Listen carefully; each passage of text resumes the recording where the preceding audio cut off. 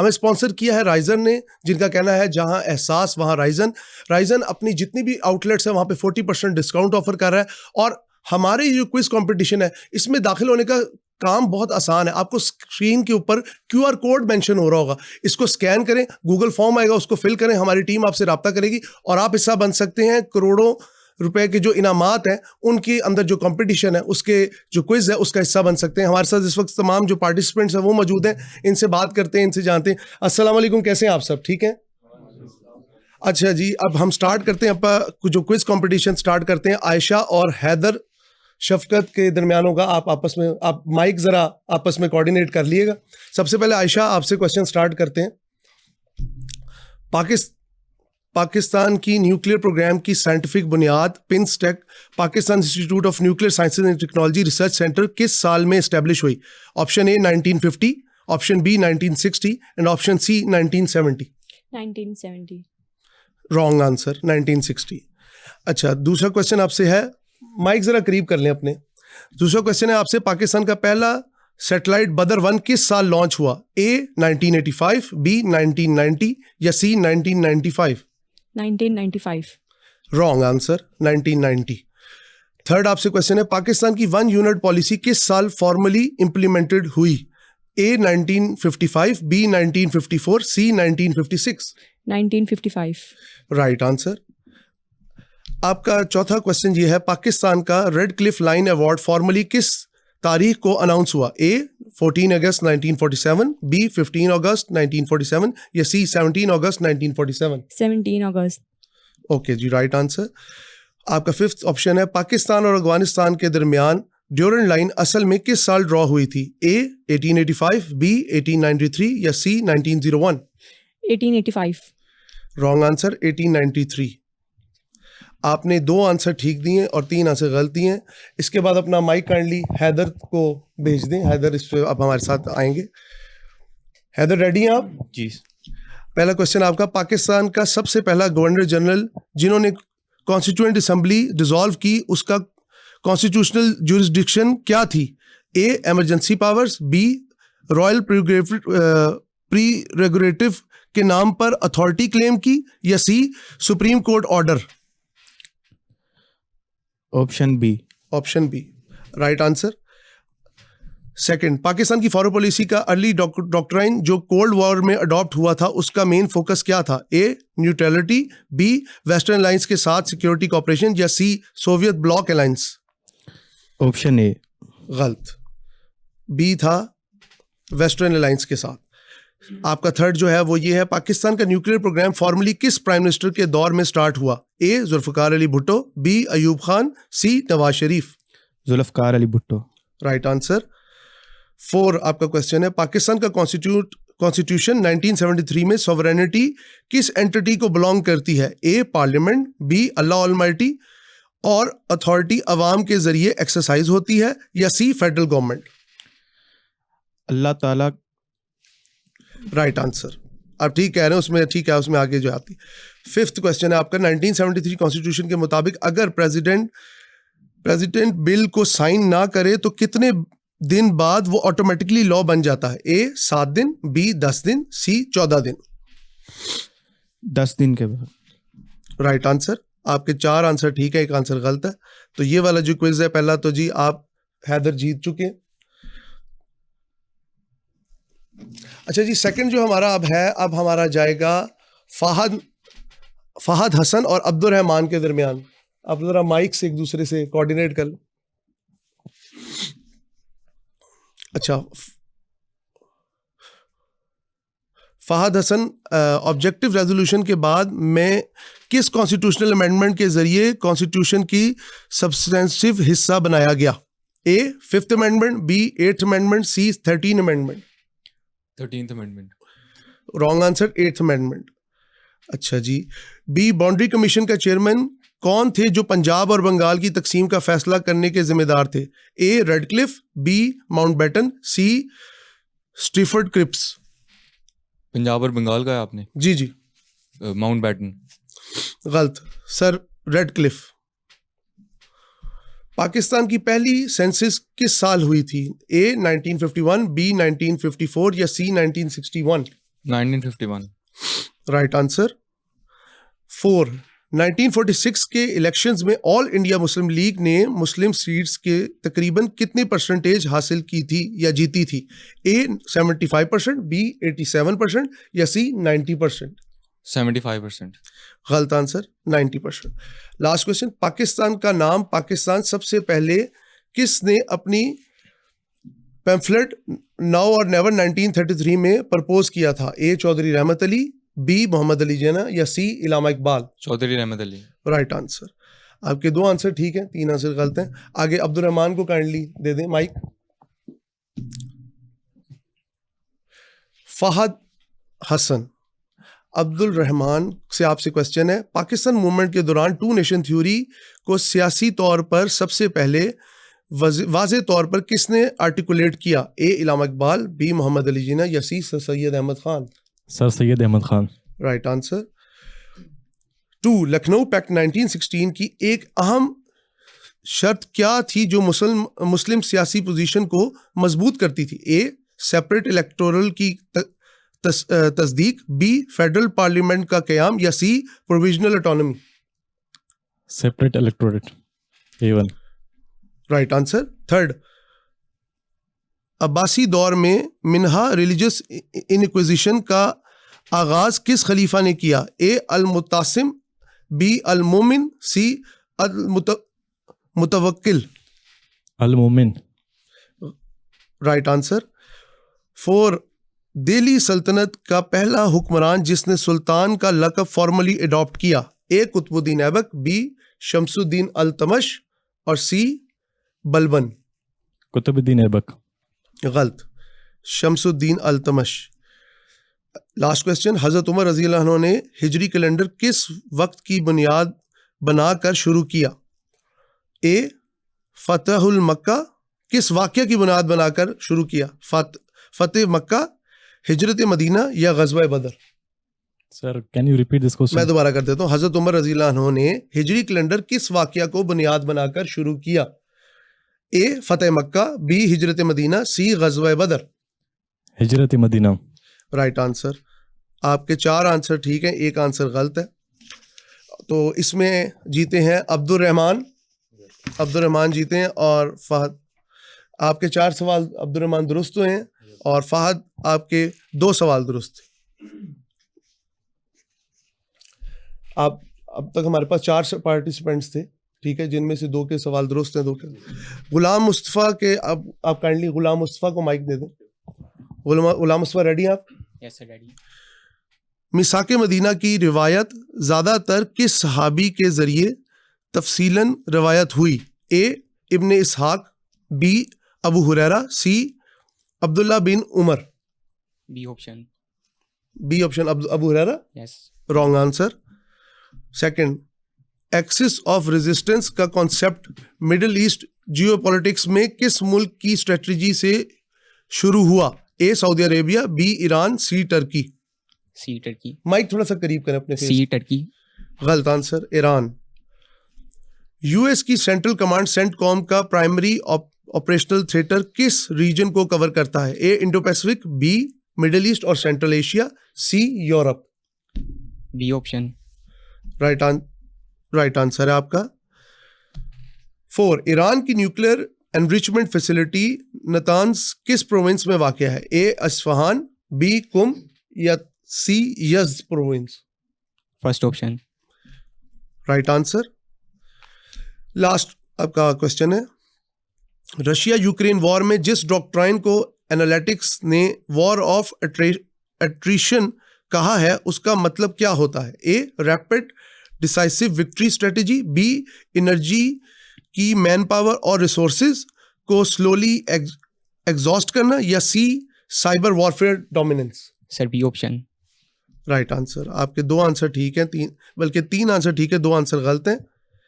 गुलाम मुस्तफ़ा आपके 3 आंसर ठीक हैं और 2 आंसर गलत हैं। आगे काइंडली अली जैन को माइक ट्रांसफर कर दें। आप रेडी हैं अली जैन? जी। आपका पहला क्वेश्चन है, ईरान की IRGC किस किस्म का इंस्टीट्यूशन है? Civil intelligence agency, revolutionary military force या पॉलिटिकल पार्टी? रिपीट कर दें। ईरान की IRGC किस किस्म का इंस्टीट्यूशन है?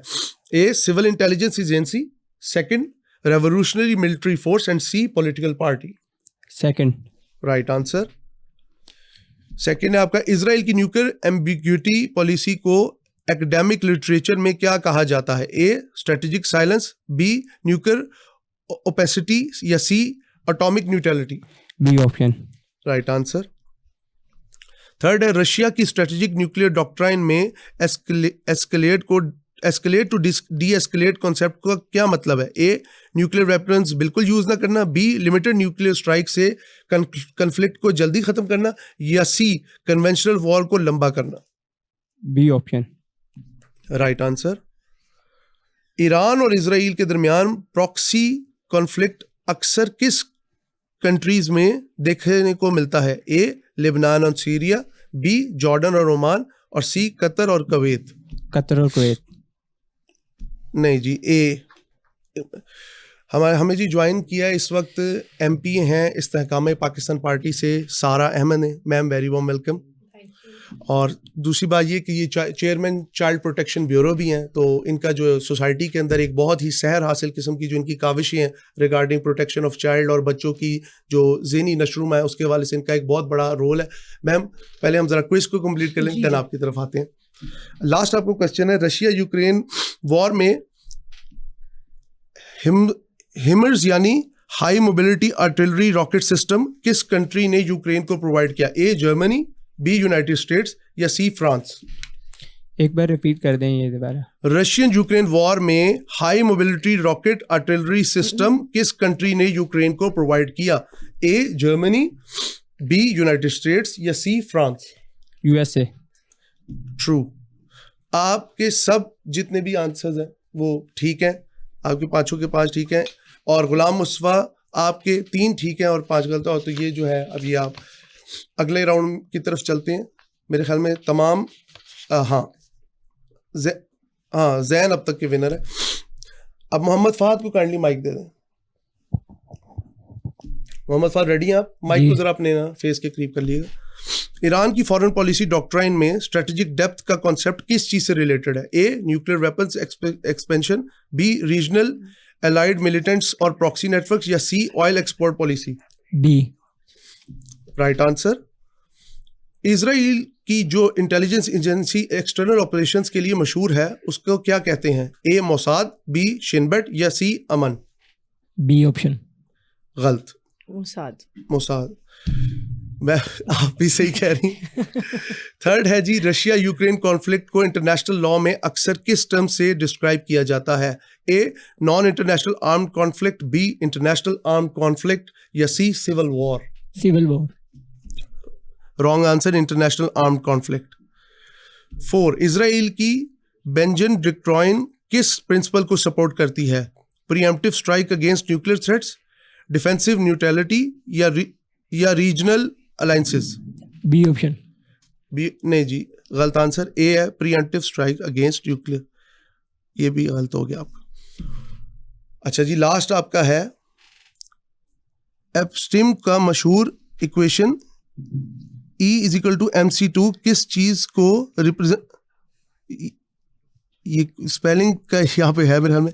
आइंस्टाइन का मशहूर इक्वेशन E = mc2 किस चीज का रिप्रेजेंट करता है? Energy mass equivalence, nuclear fusion law या wave particle duality. A option. Right answer आपके 2 आंसर ठीक हैं और 3 आंसर गलत हैं। आगे ज़ईमुर रहमान को काइंडली माइक दे दें। ज़ईम रेडी आप? माइक जरा मुंह के करीब कर लें। अगर स्कर्डियर सिमिलरिटी को इंटरनेट में मीम कल्चर में समझना यार ये आप ये किधर की क्वेश्चन। अगर शुडिंगर स्माइल को इंटरनेशनल मीम कल्चर में समझा जाए तो इसका क्या मतलब होता है? एक तो स्पेलिंग यहाँ पे। हाँ जी आपको पहला है एक इमोजी जो सिर्फ खुश हो, एक सेकंड है एक इमोजी जो साइमल्टेनियसली खुश हो और उदास दोनों हो सकता है, या सी एक इमोजी जो हमेशा न्यूट्रल हो। Second option. राइट अच्छा जी, सेकंड आपका है एप्स्ट्रीम डॉक्यूमेंट्स के हवाले से जिस फेमस थ्योरेटिकल फिजिस्ट का नाम एक मीटिंग को कॉन्टेक्स्ट में रिपोर्ट किया गया था वो कौन था? A Stephen Hawking, B Albert Einstein या सी रिचर्ड फ्रीमैन? सी। नहीं जी, स्टीफन।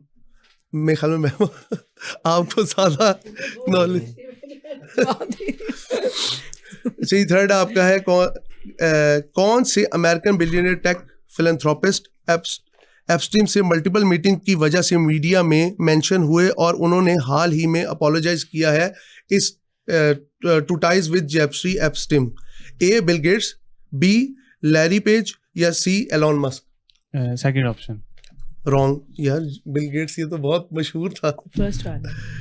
तो आपका फोर्थ है कौन से यूएस प्रेसिडेंट जेफरी एप्स्टीन के सोशल सर्कल में फोटोग्राफ्स और रिपोर्ट्स की वजह से मेंशन हो रहे हैं?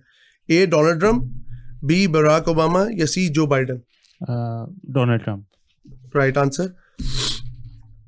फिफ्थ है फैज अहमद फैज की मशहूर नज़म हम देखेंगे किस दौर में लिखी गई थी? ए ज़ियाउल हक का दौर, बी अयूब खान का दौर या सी याह्या खान का दौर? अयूब खान का दौर। Right answer. आपके 3 आंसर ठीक है, 2 आंसर गलत हैं। और अब लास्ट में जी हमारे पास मौजूद हैं मोहम्मद अली, उनको माइक दे दें काइंडली। रेडी हैं आप? माइक जरा अपने फेस के करीब कर लें। मुझसे पहली सी मोहब्बत मेरे महबूब ना मांग किस शायर की नज़म है? Faiz Ahmad Faiz, A B Ahmad Faraz, C Noor Meem Rashid? Faiz Ahmad Faiz. Right answer. मैं भी बहुत अजीब हूं, इतना अजीब हूं कि बस शेर किस शायर का है? अहमद फराज, बी फैज अहमद फैज, सी हबीब जालिब? सर रिपीट करेंगे जरा? मैं भी बहुत अजीब हूं, इतना अजीब हूं कि बस शेर किस शायर का है? अहमद फराज, फैज अहमद फैज, हबीब जालिब? हबीब जालिब। नहीं जी, अहमद फराज, ये आपका गलत आंसर है। अच्छा जी, हबीब जालिब की मशहूर नज़म दस्तूर किस सियासी निज़ाम के खिलाफ लिखी गई थी? अयूब खान के निज़ाम के खिलाफ, याह्या खान के निज़ाम के खिलाफ या भुट्टो के निज़ाम के खिलाफ? भुट्टो के। रॉन्ग आंसर, अयूब खान के निज़ाम। कोहे सुलेमान और बलोचिस्तान प्लेट्यू के जंक्शन का फेमस माउंटेन पीक कौन सा है? तख्ते सुलेमान, चिल्तन पीक, मूसा के टॉप? तख्ते सुलेमान। Right answer. लास्ट आपका है कोहे सुलेमान के नॉर्दर्न स्लोप से कौन सा रिवर ओरिजिनेट होता है? गोमल रिवर, इंडस रिवर या Swat river? First option. Right answer. आपके 2 आंसर ठीक है, 3 आंसर ठीक है, 2 आंसर गलत है। अच्छा जी, आगे आरिफ को काइंडली दे दें। जी आरिफ आप रेडी हैं? जी सर। अच्छा जी, नादिर शाह ने दिल्ली पर पहला कब हमला किया? 1739, 1720, 1745? 39। राइट। सेकंड आपका है तुर्च मीर और नुशाक के बीच की मेजर वादी कौन सी है? Chitral valley, Hunza valley, Neelam valley? दोबारा से बताइएगा। तुर्च मीर या टुर्च मीर और नुशाक के बीच की मेजर वादी कौन सी है? Chitral valley, Hunza valley, Neelam valley? Chitral valley. Right answer. Age of discovery में वास्को डी गामा ने इंडिया कब पहुंच कर रूट दरियाफ्त किया? ए 1498, बी 1502 या 1510?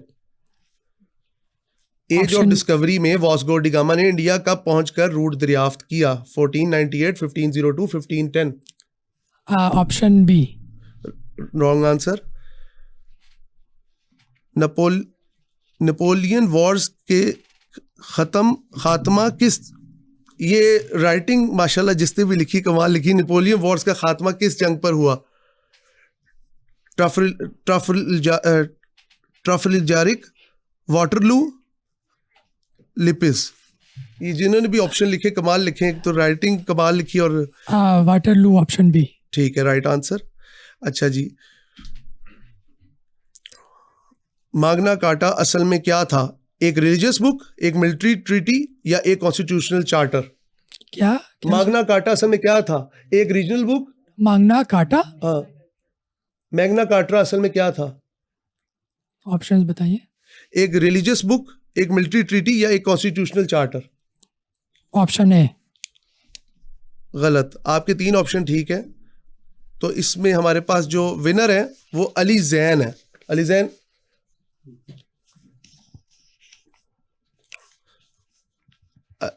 अली जैन और अब्दुल रहमान, अली जैन विनर है और अब्दुल रहमान जो है वो रनर अप में आए हैं। बहुत शुक्रिया आपका, थैंक यू सो मच आप सबका। लेकिन अभी आपको यहाँ पे मैम, अब आपको हम रिक्वेस्ट करेंगे काइंडली आप अली जैन और अब्दुल रहमान को गिफ्ट्स दें। तो यहाँ पे गिफ्ट्स काइंडली प्रोवाइड कर दें मैडम, आगे प्लीज।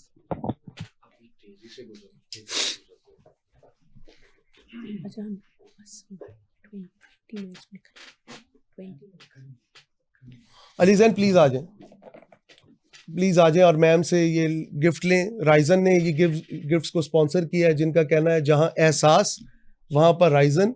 और अली जैन आपको बहुत ज़्यादा मुबारक हो कि आप यहाँ से एक गिफ्ट जीत के जा रहे हैं।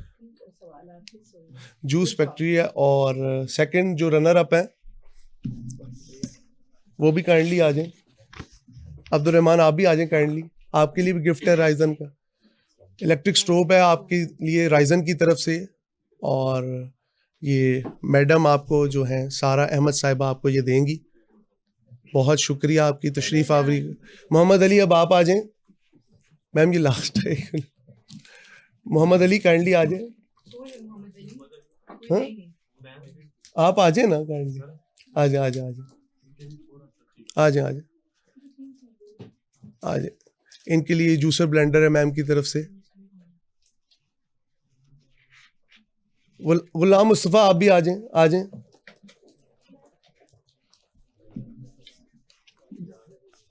ब्लेंडर ब्लेंडर देना है, एक्सक्यूज मी, ब्लेंडर देना है इनको भी।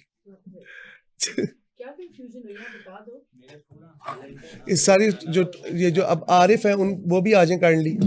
आरिफ आप भी आ जाएं काइंडली। आपका नाम क्या है? हैदर आप भी आ जाएं, हैदर आप भी आ जाएं, आ जाएं आ जाएं। और फहद, फहद कौन है? फहद आप भी आ जाएं। ये मैम ये रोटी मेकर, चले आ जाएं आप प्लीज, इधर आ जाएं। अब आप आ जाएं, 1 मिनट आप रुक जाएं, रुक जाएं, आ जाएं प्लीज, दे दें। ये इलेक्ट्रिक केटल है राइजन की तरफ से। आ जाएं आ जाएं, आपका भी गिला अब दूर हो गया। आप काफी देर से मैम को कह रहे थे। आप एक आप ये इलेक्ट्रिक केटल बस ये अब बैठ जाएं आप। हाँ जी जी जी आ जाएं। इलेक्ट्रिक केटल होगी। थैंक यू सो मच, बहुत शुक्रिया आप सबका। आप प्लीज बैठें।